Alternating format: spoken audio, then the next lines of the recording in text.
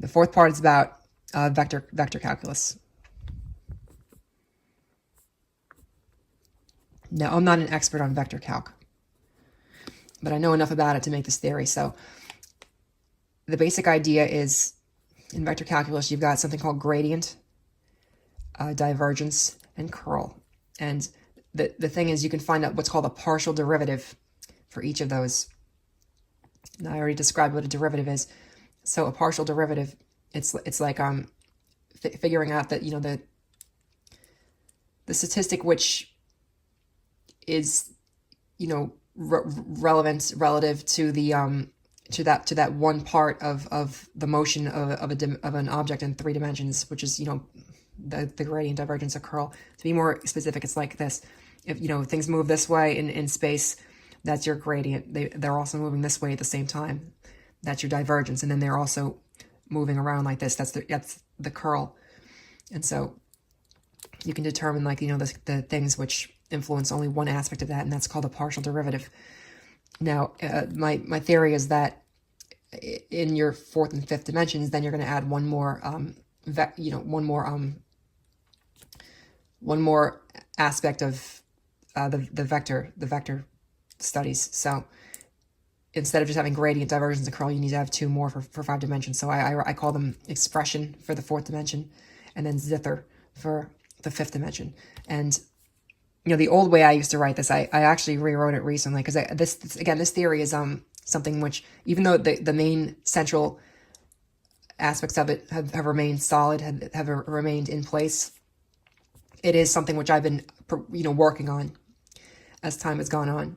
And it's not like it's all set in stone now. That, you know, I might go back and, you know, rewrite some stuff or add something or change something. I've been adding things to it for a while. For a while, it was only up to this. It was only up to 4 parts, and then 5, and then now, just recently, I got it up to 9.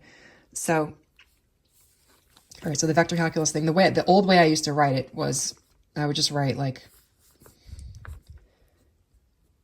grade, divergence, curl, expression,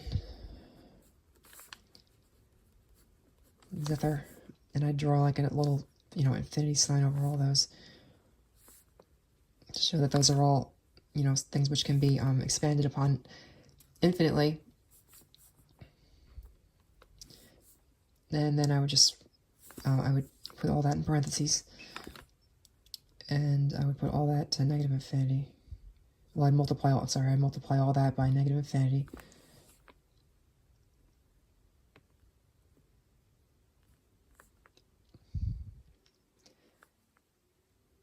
To the power of infinity, and that was, like, you know, the same thing, equals a, which is, you know, equals this omniverse times negative infinity to the power of infinity. That's the old way I used to write it. So the way I write it now is I do the sigma equation, and this part's a little extensive, actually, because I also have I write it in terms of the differential calculus part. So the sigma version, bear with me here. So I'm going to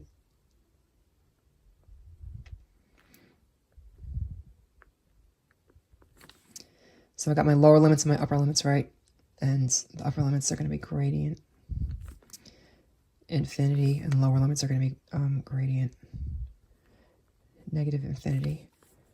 And then we're going to have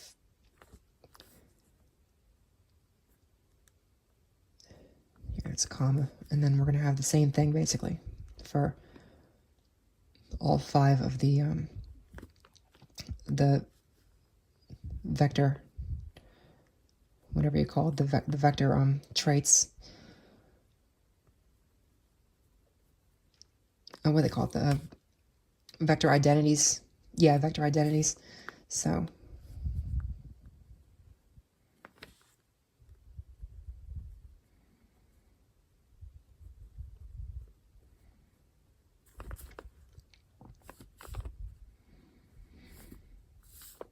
I might edit this part out. Or maybe I won't. Who cares?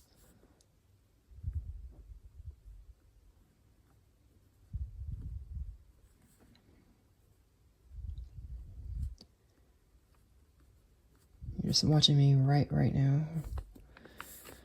Okay.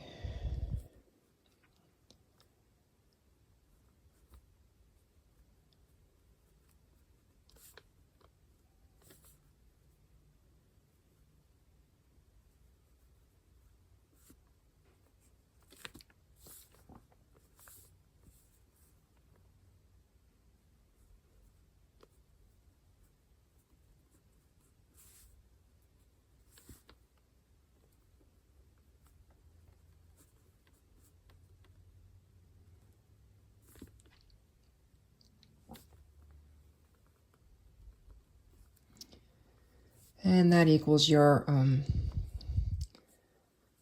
O times infinity.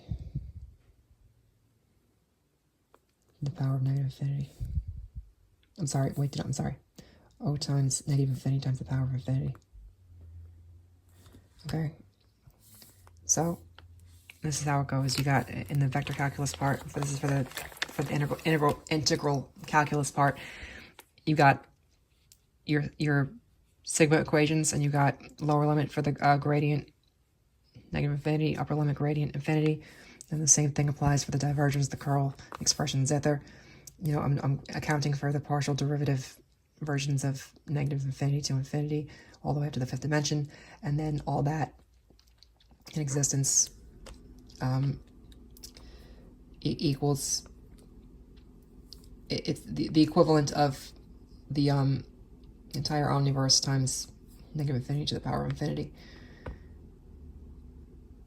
I'm saying that accounts for everything there is. Although I could also say that it also makes sense to multiply this. If you're going to bear with me from a mathematical standpoint, then I can also just say negative infinity times this equals this. So, okay, the next part, well, more vector calculus, basically. I'm going to explain the differential calculus, the ultimate derivative and the ultimate inderivative. And so the way they draw what's called the standard derivative of a function, they'll draw this upside down triangle here. And then, so standard derivative of infinity. This is how they draw a partial derivative symbol. Well, it looks like a backwards 6. And then, so you got partial derivative gradient, and then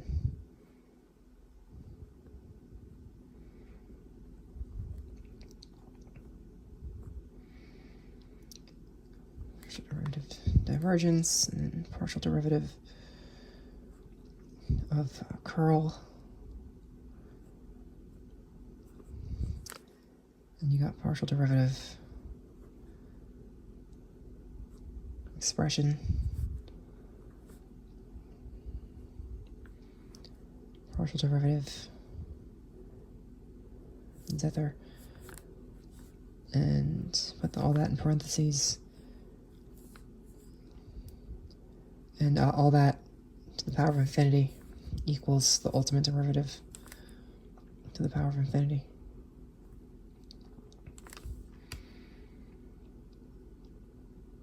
So the idea is that you can break down all the derivatives into partial derivatives. You can break down the ultimate derivative into a bunch of partial derivatives, and those go on into infinity. And that's the same as the ultimate derivative to the power of infinity. And then, here we go. So the other last vector calculus portion, until I decide to write more parts of this. You know, maybe, theoretically. So this is the same thing, but I'm doing the inderivative, standard derivative of the negative infinity, and I'm just describing it as the ultimate inderivative, which is, you know, the opposite of the derivative. So it's really the same thing. I'm just going to draw the backwards 6 and draw this I to indicate that it's an inderivative rather than a derivative. So partial, like, you know, partial inderivative. It's my own thing, but, you know, whatever. It makes sense if you're listening in. So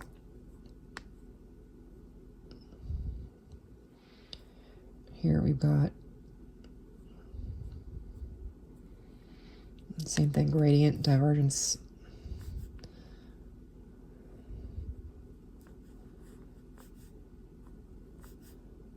You got curl, and then you got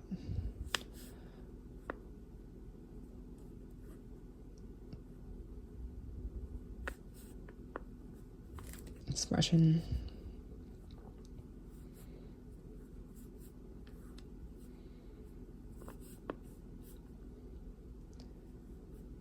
Then you got zither, and same exact thing, except this one's going to be to the power of negative infinity, because it's the ultimate inderivative.